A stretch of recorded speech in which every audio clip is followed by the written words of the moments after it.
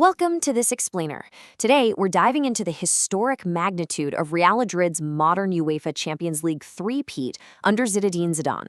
We are talking about one of the most iconic, star-studded teams in world football history, pulling off something that many experts considered quite literally impossible in the modern era. Let's kick things off with a stat that's frankly hard to wrap your head around. Since the European Cup was rebranded to the UEFA Champions League in 1992, exactly one team has managed to win it 3 times in a row.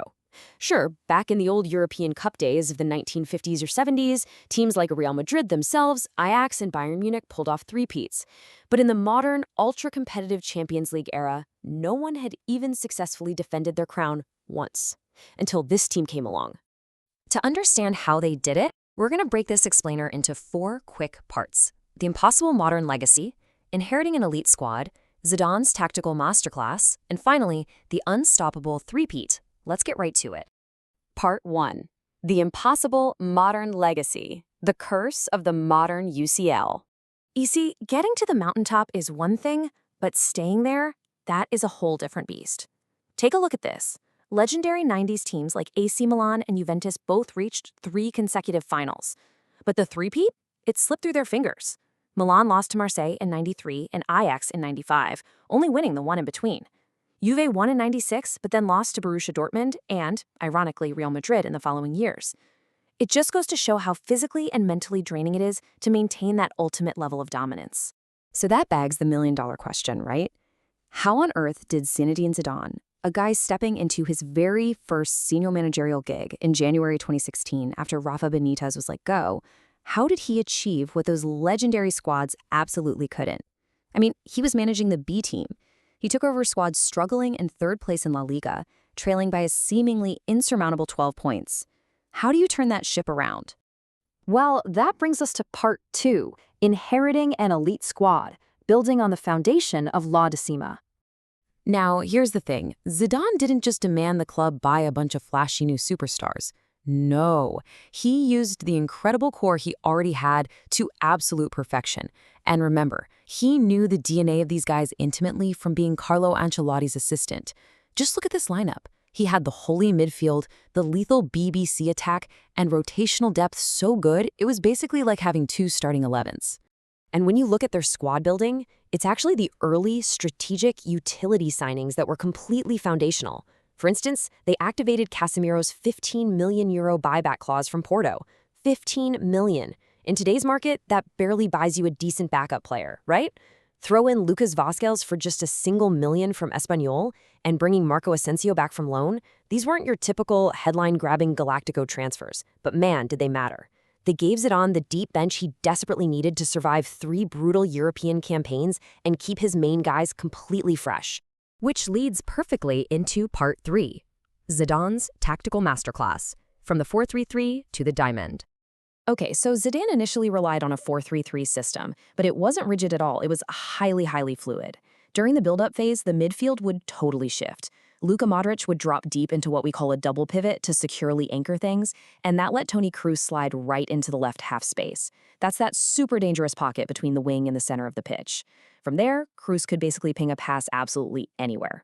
This setup gave fullbacks Marcelo and Carvajal the green light to push aggressively high up the flanks, feeding that terrifying BBC attack of Bale, Benzema, and Cristiano up top. But, as we all know, football is wildly unpredictable. With Gareth Bale dealing with frequent injuries, Zidane couldn't just stubbornly stick to that 4-3-3, and this is where we really see his genius. He showed incredible tactical adaptability by pivoting to a brilliant diamond midfield, bringing Isco into the starting lineup in place of Bale to link up play in those incredibly tight spaces. The mechanics of this diamond? An absolute masterpiece of balance. Think about how these pieces move together. By having Casemiro drop deep to act almost like a third center back during possession, Marcelo and Carvajal were completely unleashed to bomb forward safely and provide literally all the attacking width.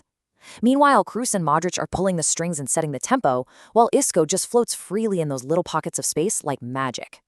This completely unlocked stubborn, deep defenses, giving them the space to whip elite crosses into Ronaldo, who was basically playing as an inverted winger by then, and Benzema, who was just untouchable in his hold-up play and aerial duels.